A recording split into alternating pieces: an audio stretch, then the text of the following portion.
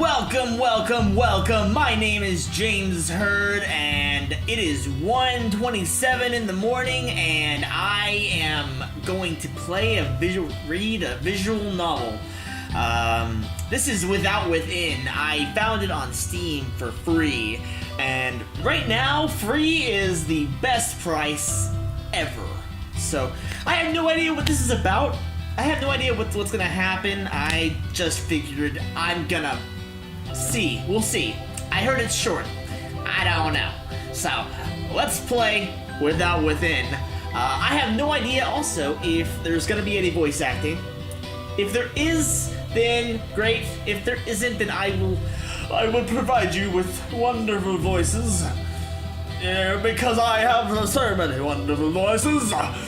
But if there isn't, or if there is, then we'll wait for actual voice actors to read their lines, and we'll comment.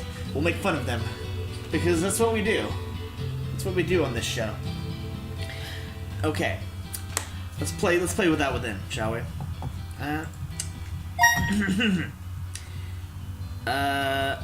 Okay, I guess there's no voice acting. Good. I get to do. Okay. I don't know who this is, so I'm going to I'm just gonna make it up as I go along. I'm gonna be like Donald Trump and just make it up as I go along. So Venti. This chants of my fans echoed through the door in front of me. One of my two bodyguards wrapped his hand around the doorknob. Please prepare yourself, Ms. Venti. Once I open the door, we'll head straight for our limo. Sorry, if my face gets out of frame, just forgive me for that, because my camera is kind of set up at a weird angle and I'm not sure. I may have to fix it for future videos, but I don't know. So the guard had no reason to fret. I had long since grown used to these crowds. Still, I needed to put him at ease. After taking a deep breath, he pushed the door open. Okay, well, the art's pretty good, so that's cool. A crowd of hundreds raised their cameras as soon as I stepped out. My guards waved their arms to shoo them away. This red carpet was for me to walk on, after all. I blew a kiss for those starstruck peasants. What the fuck?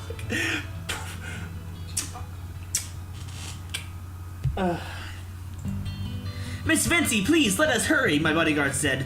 Too bad for him. I strutted along like a model on the catwalk. A group of reporters managed to worm through the crowd. They now tiptoed over my guards in hopes of scoring that exclusive. Venti, how does it feel to have won the Calligrapher of the Year award? A reporter asked me. Before I could answer, another dozen people shouted over each other, hoping for my attention.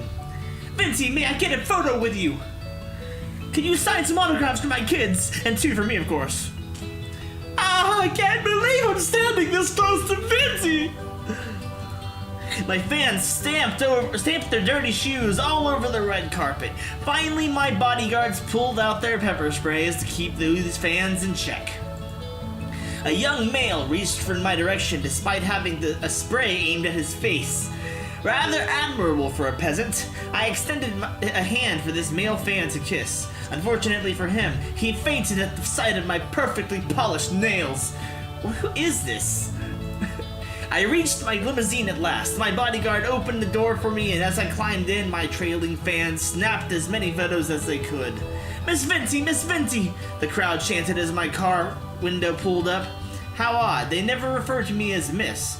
Oh, my graceful presence must have been too much for their sanity. These poor things. Oh, this person is very humble. Miss Venti! Ellipses. And I knew it. I knew it was gonna be a dream. I didn't say it just in case I was wrong, but I knew it. Oh. Well, I had fun while it lasted. At least I got to ride in a limousine for a good 30 seconds. In real life, my only registered vehicle was, well, my 10-year-old bicycle. An apartment had no space for a car anyway. I feel this person. I feel her. I feel her on a spiritual level. My entire college career, I didn't have a car. I didn't have any. I had a bike and my legs, and I walked to class. Damn it. I mean, now I have a car, but you know, and I still feel her. Actually, this single room with cracked walls might be an insult to the word apartment. Pull up those curtains for a spectacular $1 view featuring a sewage pipe and a wall tainted with yellow. Just open the window if you wish to smell the sewage as well. A breathtaking experience. By the way, sorry, I needed to take back the one room thing. This place actually had 2 rooms, thank you very much. The second room happened to be a toilet. That still counted, right? The toilet clogged 3 times a month, so be careful when using it. Miss Finty, a woman's voice echoed from outside. She was no fan, but rather my landlady. I glanced over at my clock. 6 a.m. Oh, waiting another hour or 2 would have been nice. She probably just wanted to tell me about the rent raise. Nothing good ever came out of that woman's mouth. I'd be better off staying in bed. Oh.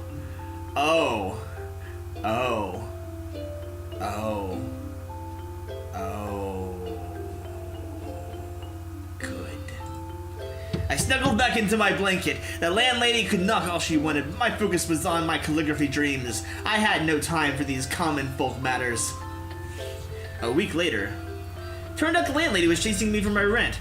By the time I realized, she had already evicted me. Now I lived on the streets with nothing but my calligraphies.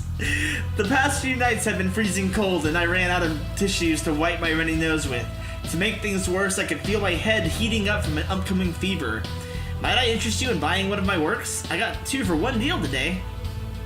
Bad end. Aw, man. I got a bad end. Really? Oh, okay. Well, let's start over then, shall we? Let's just skip through all this. Let's just skip through it. Okay. Let's rise and shine. Coming! As I changed into something more appropriate, the landlady still kept knocking. I said I was coming, did I not? Maybe I should walk out naked if that's what she dug. If this were a game, we might get a sale boost too. Good morning, Miss Venti, the landlady said. I must ask, what's with that hair? It looks like you just woke up. That's because I did. It's a waste for young ladies like you to sleep away your youth. The landlady shook her head. She had no right to preach me like this. I wanted to tell her, but decided against it, as doing so would give her an excuse to lecture me further. With her size, if I enraged her, she would squash me in a Venti-flavored pancake. Miss Venti, your rent was due 3 days ago. Oh, well, at least there was no rent increase. Sorry, madam. My next paycheck will come after tonight's shift, so I'll pay you first thing tomorrow morning. The landlady grunted. All right, just knew that if this keeps up, you'll have to find somewhere else to live. She spun around to leave. Once she disappeared behind a corridor, I kicked my door shut, causing a piece of my cracked wall to fall off. I tried shoving the piece back into place. My effort resulted in more wall fragments flaking off. Great. The landlady would make me pay for that next month. Once I became an accomplished calligrapher, she would beg for a chance to shine my shoe. Hey, I sounded a bit ranty before, but that was never my intention. A lot of famous people have humble beginnings. I would follow in their footsteps, but first I needed to put in the work.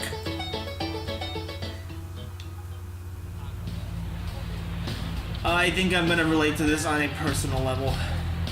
And so I returned to the busiest street in my area. With my calligraphy spread before me, I sat on the concrete and rested my back against the fence.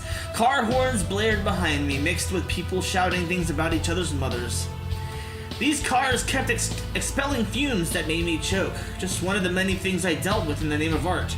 Pedestrians took up almost every inch of space on the street ahead. Surely this would be the day when someone spotted my talent.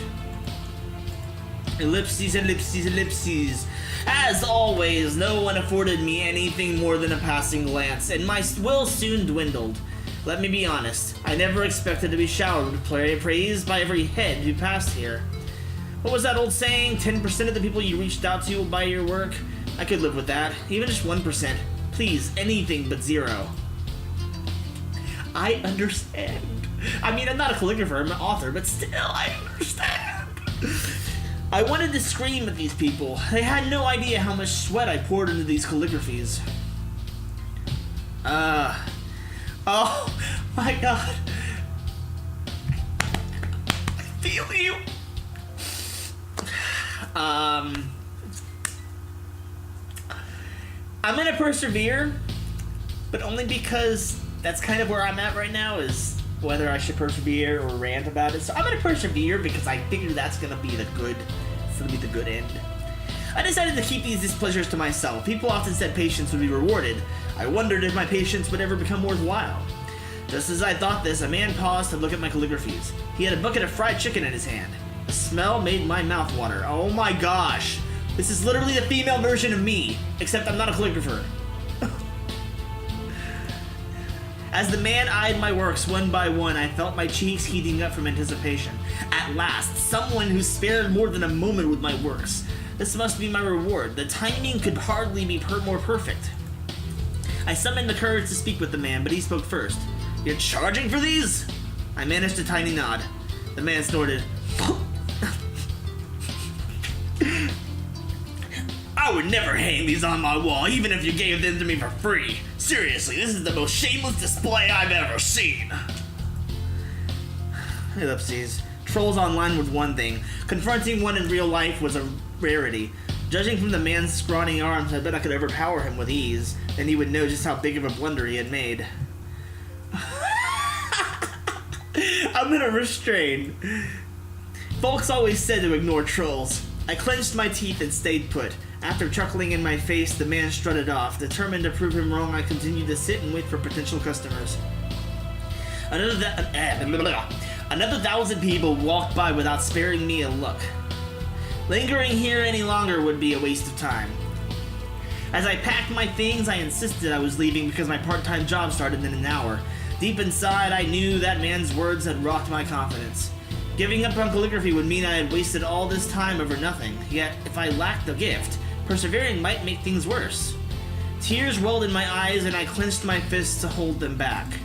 Speaking of tears, I heard a kid crying within the crowd. Looked like we had a lost child on our hands.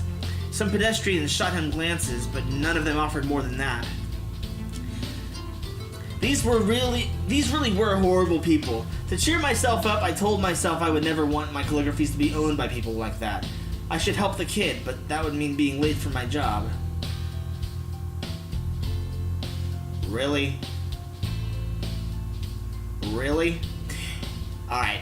Well, we're gonna have to wait a little bit. I'm going to end this episode here and come back with more Without Within. Thank you very much for watching. My name is James Hurd. If you liked this video, feel free to drop a like. If you disliked it, give me a dislike. Let me know why in the comments below. And then subscribe, please. It helps me very much. You'll get to know when I'm doing live streams, when I'm doing more videos. I plan on having some more gaming and anime review videos coming up very soon. But until then, I'll see y'all on the flip side. Bye.